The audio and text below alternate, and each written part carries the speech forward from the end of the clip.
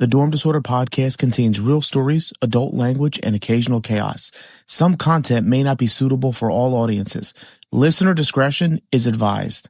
Now on to the episode.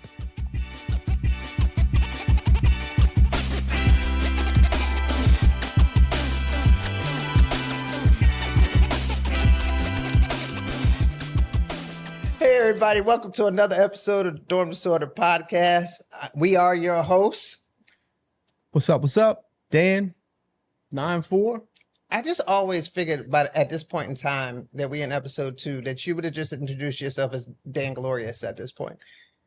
Now I'm 50. I can't go with that name no more. I had to retire Dan Glorious. Email address, man. At that point, you got to do it. I created that when I was 30 still, so Mike, class of 1996. Before we really get going, don't forget, follow, like, share.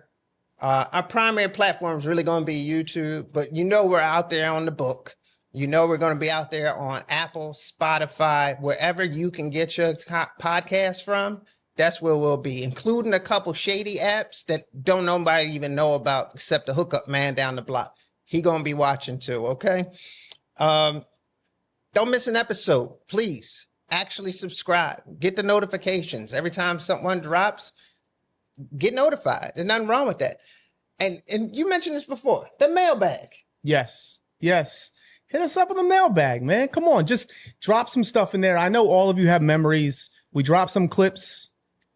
People are commenting on it, doing the remembering thing, saying, remember this, remember that. Put that in the mailbag so we can come in here and talk about it. Let's get your stuff out here. Or better yet, come sit next to me on this couch so we can talk about some stuff. Dormdisorder.gmail.com. It's really that simple. No dots, no special characters or whatever. Dormdisorder@gmail.com. Hit us up. We would love to hear your stories. And if you got something that you want to share right here on the blue sofa, come on through. It's a blue sofa. It's not black and leather.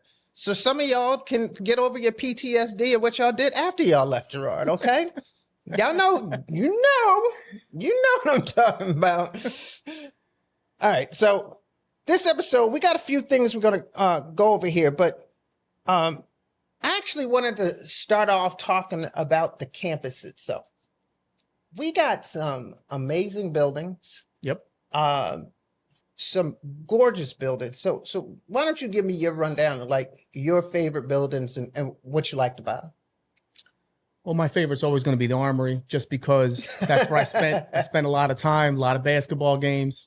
We had street hockey with Garrett down in the basement.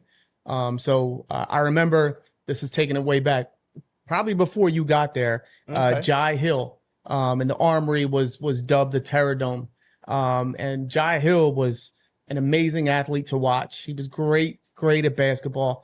And as a little kid, to walk into that building and feel the energy of that team playing basketball was amazing. So the first building I fell in love with was the Armory, because they let us go watch the games at night. We would all walk over and sit in the stands and watch. And like I said, as a young kid, being in that atmosphere and watching that, it was just something. It was something to be there. Two things. How dare you say that? Oh, it might have been before.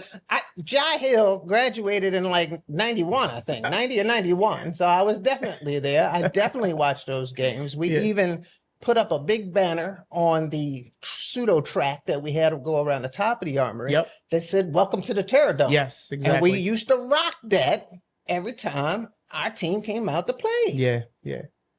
That shit was so live. Like, it just I was thinking about it the other day. Just being able to go to those games and sit there and watch them win. They could play, man. They could really play. And shout out to some of the old school Doug Coopers and T. Lee, Tracy Lee, could ball back in the day too. So yeah. It was fun times. But yeah, that's my first love. Armory for sure. Mine's always gonna be the Chapel. I love me some absolutely stunningly beautiful architecture. And even when Founders Day that just passed, the first thing I do when I walk into the main body of the auditorium is just look up at that freaking bronze ceiling. Yeah. Like here we are, that building's probably been there for over 100 years, but here we are much older now, and it just still amazes me to look up and to see that ceiling and just to really marvel on the marble. Yeah. Yeah. Just the work that's involved there. One of the things that I liked about that building, though, was the acoustics. Yes. Yeah. And we had band time in there, choir time in there. Now, I was a trumpet player in the band. I loved it. That was the first year I was there.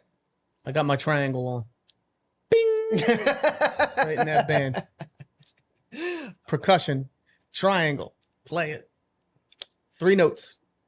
But we had another place that we would, see and do things. We always had I never understood this, why the high school plays were done in the junior school.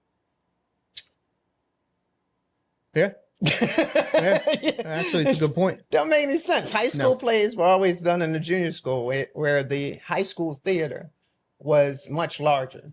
But we had some good entertainment that they did in there at times, though. You just take me back about the junior school, because snow days, they used to project a movie in the junior school. Right. Like, we were never in the high school. Right. That made no damn sense. Right. The biggest theater with the most space. We always watch everything. Oh, you know what? Oh, sorry. I don't know. Flashback. One thing that we did watch in the high school, the OJ verdict. Oh, I watched that on Broad and Cecil B. Moore on the subway leaving Temple.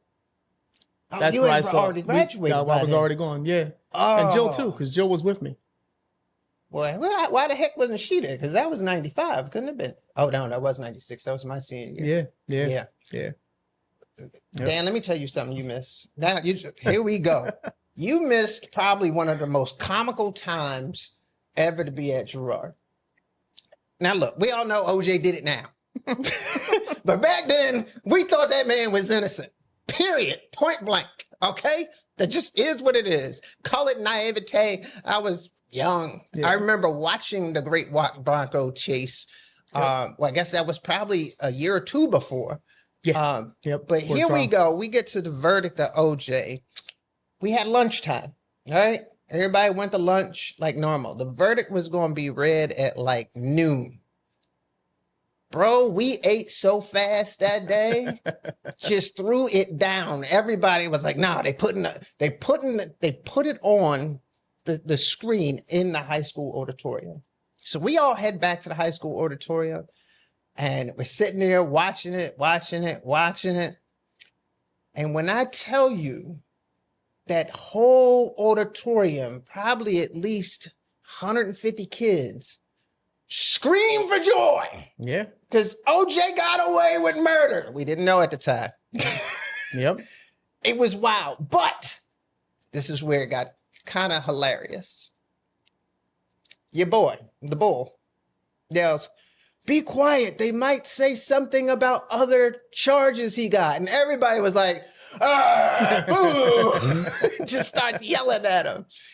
Every single teacher at Girard was pissed.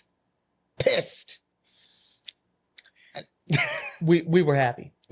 We celebrated on that subway train. So just like everybody else did. But yeah, same thing. You know, we just thought it was another trial where they're trying to blame somebody, blame OJ because he was a star.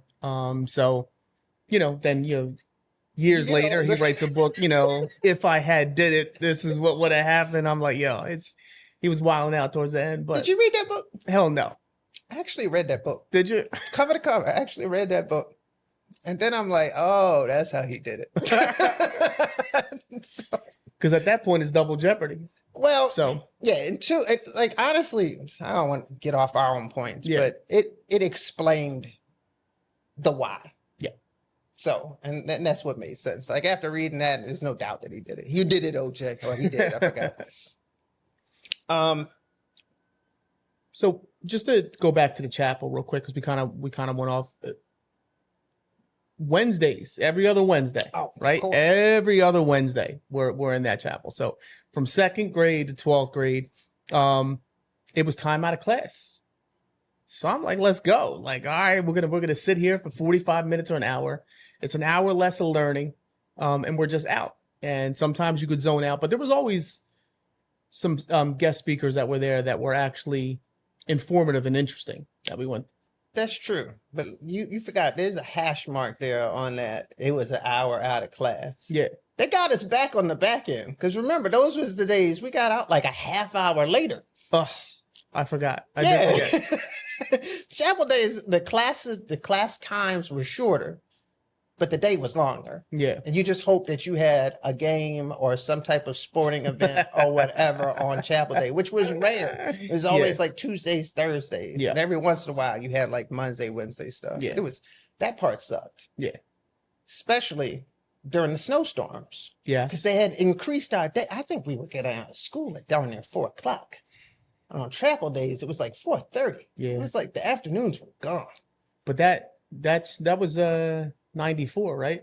That big one of those snowstorms was 94. Because I remember I wasn't in class. So 4 o'clock, we rolled out like we right. You all did, and you all actually got to graduate. Yep. On the normal day of graduation, where we actually had an extra week of school with the longer days. Now, a week of school into Girard into June. Yeah. There's no air conditioning. Ha! God, it was sweltering. That was a long year. Yep. So, Dan, why don't you tell me this? I'm kind of curious. All right. So we had talked about in our first episode how you got there or whatever, but who was your first friend? Who was your boy that you hung out with, or girl? I mean, oh no, there were no girls or boy that you hung out with through the duration. So it's actually this is actually interesting, and I didn't, this is actually interesting. So when I first got to Section 7, I didn't go home a lot. So my mom felt bad and would always send care packages. So I'm taking everybody back now. When somebody got a care package, everybody was their friend. Prison mail. Oh man, it's like you just got something from the commissary, and everybody's running over. They put their arm around you and they act like they're your friend, and you share because it's so much food and so much snacks. Like who needs to eat all that?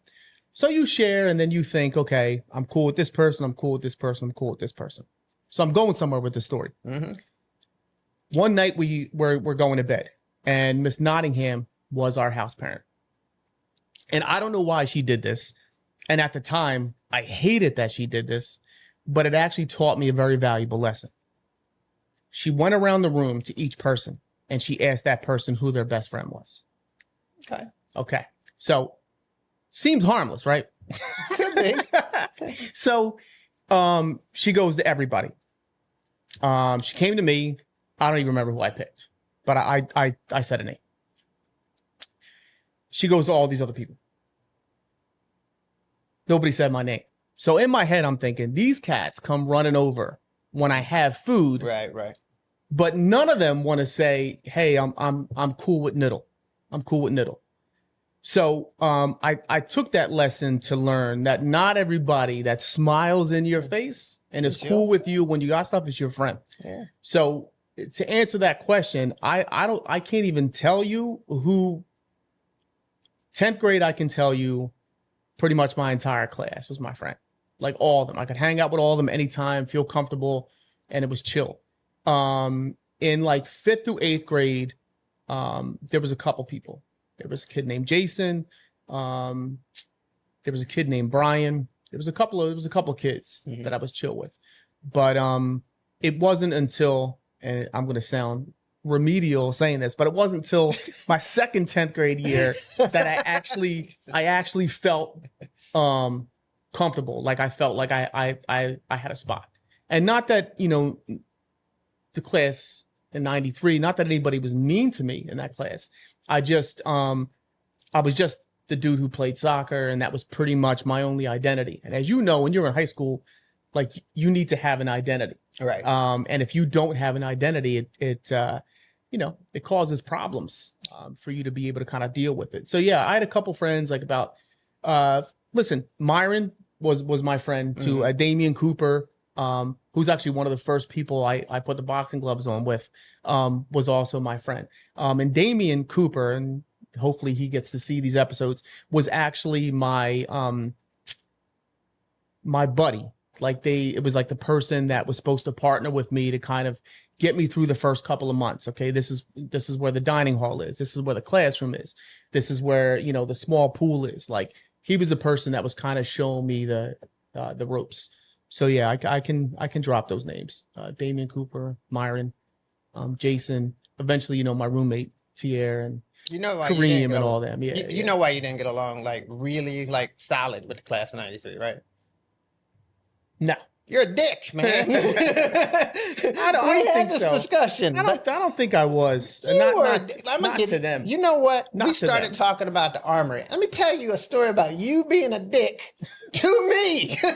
No. Yes. No. Bro, I used to play hockey. Yeah. I used to be down there all the time. We were playing one day. I'm still mad about this. I'm 47 years old. I'm still mad about this. We're playing hockey, right?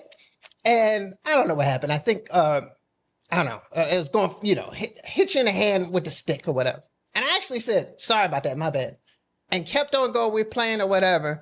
We had a little scrum on the boards, and your ass elbows me in the face for hitting you in the hand with the stick. I was like, I said, I'm sorry. You were a dick. It's okay. Oh, I feel like really terrible right now. I feel really bad. I was super competitive. I think I still am to a certain extent. Like, I was a dick. But we were talking about this. Yeah. There are classes that we were just assholes. My class is full of assholes. Your class is full of assholes. And there were a bunch of other classes that they're full of assholes. Yeah. You know, my own wife, who graduated in '96, she was saying, you know what? I think I would have done better if I graduated in '97. If you don't know who my wife is one of the like quietest, sweetest, nicest people you could meet. She low key will cut you with her eyes. Just but she's one of the nicest people you meet. But we went through talking about that, and I was like, you know what? You're right. You are like way nicer than the rest of us, and would have been probably a little bit more settled with that class. I blame how I was raised. I do too. Yeah, I blame somebody else, not me. Not me. You used to look, and I don't say that honestly as like to throw shade at your character or even like who you were back then. You were funny as hell. Like, I hung out with your class a lot, and you know, that was one little moment and a weird thing, but like, y'all was funnier and it was cooler to hang around than some of the other classes. So, but we were mean. Yeah. Super mean. Our class was mean. Your class was mean. Definitely. Some of y'all was brutal. Yes. Yeah. So now I've been waiting to pop that story. Well, I mean, you didn't wait long. You dropped that right on the next episode. We just got through one episode.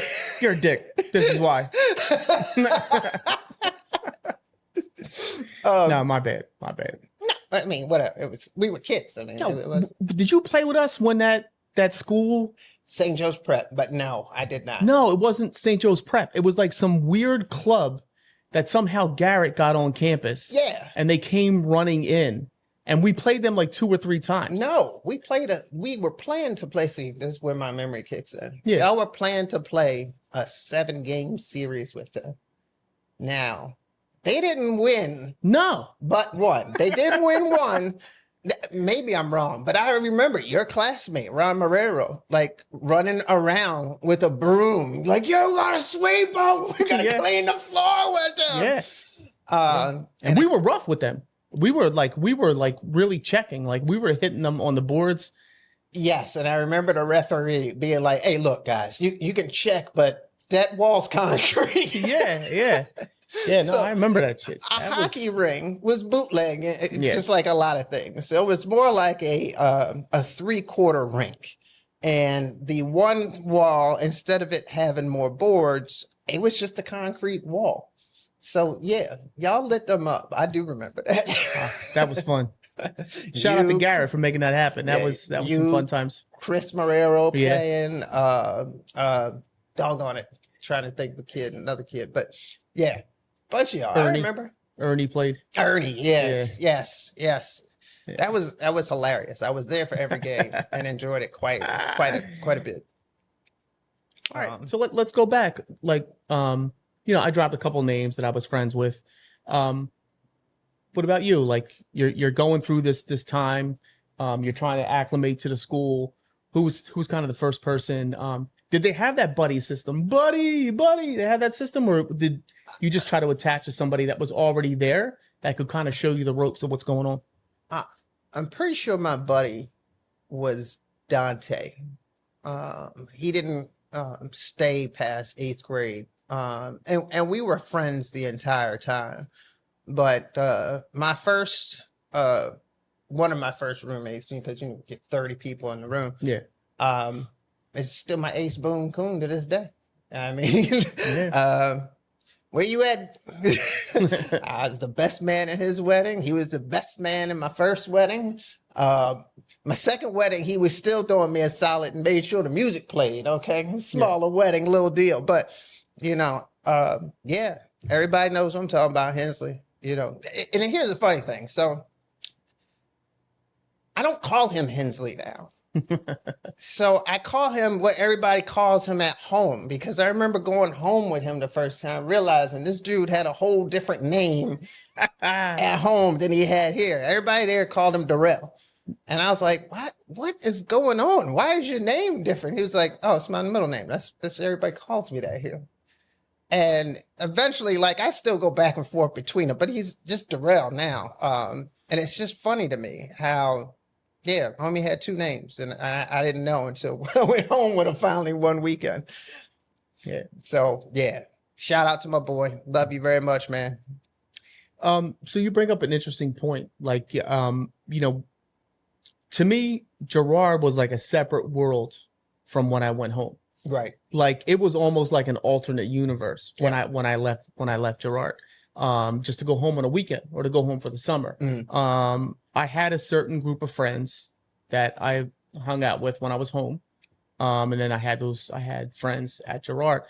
But when those worlds like meshed, it really, really messed with me. Like, when my mom would come to school to see the teacher or to pick me up, it was like, to use a Marvel term, it's almost like an incursion, right? Because there were certain ways, and kids do it now when they're with their friends. There's certain ways you act with your friends, and there's certain ways you act when you're home. Right. So I remember having a conversation with my wife while we were at Girard.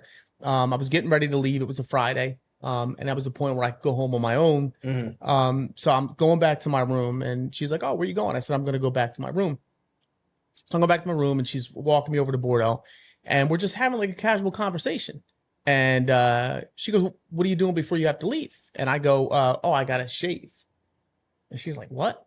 I said, yeah, I got to shave. My mom doesn't like me to have a beard. So I have to shave on Friday so I can go home so my mom will be cool with how I look. Oh, wow. And that's the first time, like, saying that out loud to somebody was the first time I realized, like, wow, like, I'm truly a different person when I leave here. And not to say it's a better person or a worse person. It's just like a different person, because now I have a different set of people that I have to act a certain way for. Like, I think I was more natural when I was in Girard, and when I was home, I was more restricted in being the person that I was at school. So it's interesting you brought up how his name was different, because yeah, now that you talk about that, it really like makes me think, so I would say that I was more of me at Girard. Yeah. But who I was at home was just a completely different version of it. I was nicer. Exactly. And not that I was a mean kid or a bad kid, but I was a lot nicer when I came home. I was less of a whore, that's for sure. I mean, I ain't touching that at all. Yeah, I mean, that's my tailor, that's my side. But yeah, I was like the decent kid. I was the wholesome kid. I actually had I went to church which is to me, I mean, obviously everybody went to church kind of back then, but like, I even had a young lady at the church, her grandmother, can Michael take her to the prom? She didn't ask me. Her grandmother asked my mama, could I take this girl to the prom? Because I was a nice boy in church. So, I mean, that's just the kind of stuff I had to roll with there. Yeah. But I don't think if they knew Girard Mike, no one would ask me that. No. And there was a ton of teachers who, when they found out Joe was dating, they were like, what the fuck are you doing with that dude? Like, why are you dating him? It was like that. I'm not even gonna lie. I thought that was the weirdest thing ever. I just know it was Founders Day, the Founders Day of '95, when I figured that out. And like, you two were like leaving campus and like holding hands. And I was like, because I just thought Jill was a good, nice, wonderful young lady, and what would she be with this ruffian? Yeah. Honestly, I said it. You're a dick. Yeah. I didn't think. Yeah, I didn't know about the whole elbowing thing. I guess I forgot about it. Maybe I just mentally blocked it out. I don't know. But no, yeah, there was a lot of times on the competitive field when we were playing other teams where. A hard foul would happen just because, What did you play? Frustration. I know you big in soccer. When I think about you, I think about you playing soccer more than anything. What else were you? So I played soccer. I played 1 year of varsity basketball, a couple years of JV. I did run track 1 year. And was then it baseball. your senior year? No, actually, my senior year, I went back to baseball. My junior year. Oh, okay. My junior year. Yes, you did play baseball. Yeah. And Mr. Leak wanted me to run a 400. And I am not a let me take my time to start and then get fast. Yeah. I just want to run. So I went to run the 200, and I'll never forget this. The very first 400 I ran, we're at a track meet. We are comfortably in the lead after the second leg. Comfortably. They give me the baton, and I take off like I got shot out of a cannon. Now, I am sprinting like you would not believe. The closest person behind me is 150 meters behind me. I am gone. As I came around that second turn and was on the third straightaway, everything I had in me left my body. And when I tell you everything, I mean, I almost couldn't even walk because between the adrenaline and running that fast, and I'm not one to like to be embarrassed. So we wound up coming in third because I just at the last 150 meters I was done. Yeah. So I was embarrassed and I was frustrated. And I was a project. Oh, we're gonna get them to run the 400, and I wanted to run the 200. And to prove my point, they let me run the 200, but then I was getting into like the third and fourth runs, where I'm running against kids who were literally running because they want to get a letter. They're not athletes. Right. And I was so annoyed that I wasn't running against better competition. That in one of the races, and this actually leads into the dick perspective. I'm running the 200, and I was so far ahead, and I there's people that saw it. They can confirm the last 20 meters I ran backwards. Finished first in the race. Leak pulled me aside and basically berated me. If you ever embarrass us like that again, you can find yourself another team to play on and compete with. And I did take that to heart. But when it came to the following spring, I was like, I went with crow hop. You got a crow hop. I went right back to baseball, crow hop, and then throw the ball and then I remember somebody in the track team told him that I was in the baseball meeting in February. We were meeting in Kinzeppel's classroom, second floor, all the way in the back. Yeah. And Leak opens the door, looks in, and the entire track team, I am not bullshitting you, the entire track team was peeking in, and Leak just stood there for a good 15, 20 seconds, did not say anything, just stared at me, and he goes, broke my heart, Niddle. You broke my heart. And he just turns and leaves. So I was like, yeah, man, I didn't want to run the 400. So Yeah, all I that don't shit blame because you. I didn't want to run the 400. Yeah, I ran 400. It was not fun. It's not a fun race. He actually had me and Dan one time run the 400 hurdles. Now, Yeah, no hurdles. yeah, No hurdles. but all he said to us, or he said to me, he goes, Mike, look, I need you to take your time. Then Keith is going to run in the race before that, and he's going to run in the race after that. But we need time for Keith to recharge his battery. This is what we did for you, boy. I ain't lying. Oh, man. So, but I'm too competitive too. Yeah. So I was like, Dan, do you care?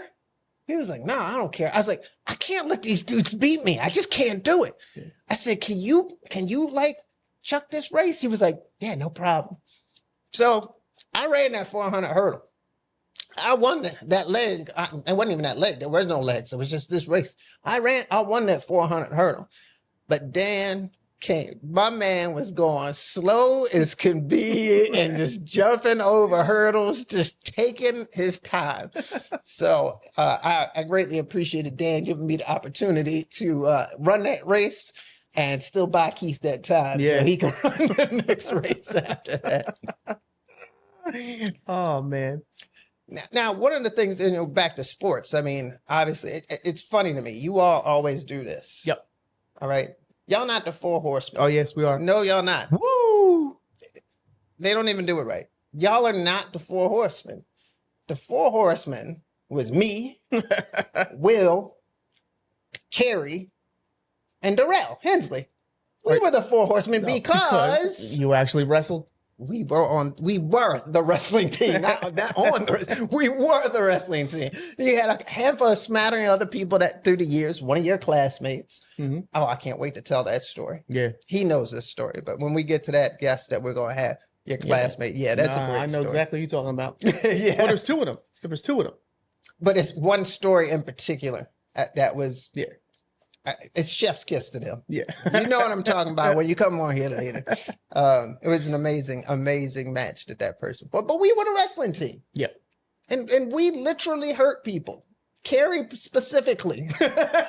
Carrie injured more people on that wrestling mat. He got DQ'd at least 5 times. He was our Arn Anderson. Okay.